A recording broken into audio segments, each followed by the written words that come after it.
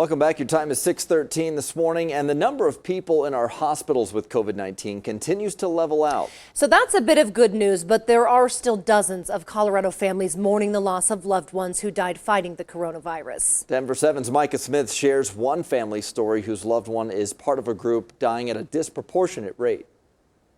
60,000 people in the United States have lost their lives to COVID-19. More than 700 Coloradans have died fighting the virus.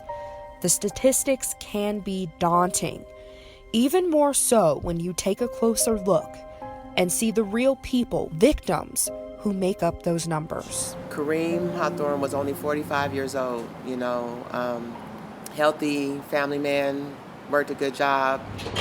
And when coronavirus made its way to Colorado, Kareem Hawthorne's wife, Asha Hawthorne, says he tried his best to protect his family. So he brought home some masks, some good ones.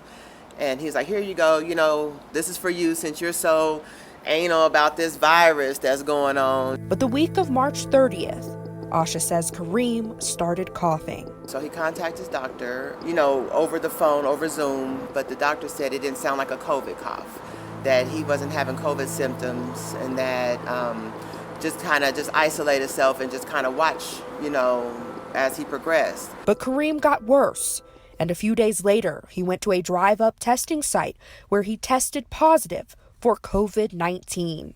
Asha says Kareem's doctor prescribed him an inhaler, but he still struggled to breathe. So he went to a local hospital where Asha says he was checked in, but was ultimately told to go home. And just kind of watch your symptoms as they go, just like what the doctor says, just keep watching, keep watching, keep watching. On April 8th, Asha, who is a healthcare worker, was working a long shift. When I got the call from my son that Daddy wasn't moving, I rushed home. She got home before the paramedics and attempted to do CPR, but it was too late. Kareem was gone. We were being proactive with everything to try to save this man's life, and it just wasn't enough. Kareem is a part of a group of COVID-19 victims dying at a disproportionate rate in Colorado, African Americans. And particularly the African American community has been disproportionately impacted by the concentration of cases and deaths. African Americans make up about 4% of Colorado's population, but account for 7% of the state's COVID-19 cases and deaths. Denver Mayor Michael Hancock and Governor Jared Polis say they're working with state public health officials to figure out why this is happening. But Asha says it won't change the fact that her Kareem is gone. I just feel like he didn't deserve this. I can't put the blame on the hospitals. I can't put the blame on the doctor.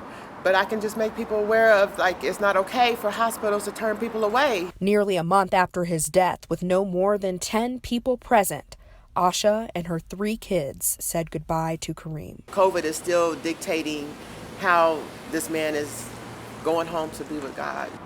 I'll be able to process it, one day, and I'll be able to get through, I'm strong.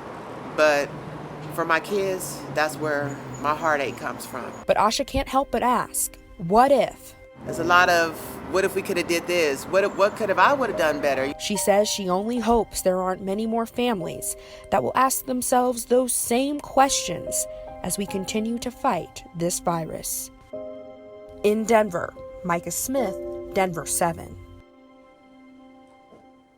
And our hearts are certainly with that family today. Asha Hawthorne did not want Denver 7 to name the hospital Kareem visited out of respect for the healthcare workers that are there still fighting the virus. We reached out to the healthcare system that runs the hospital, though they declined to comment, but said the majority of COVID-19 patients are not admitted to the hospital and are encouraged to instead monitor symptoms from home.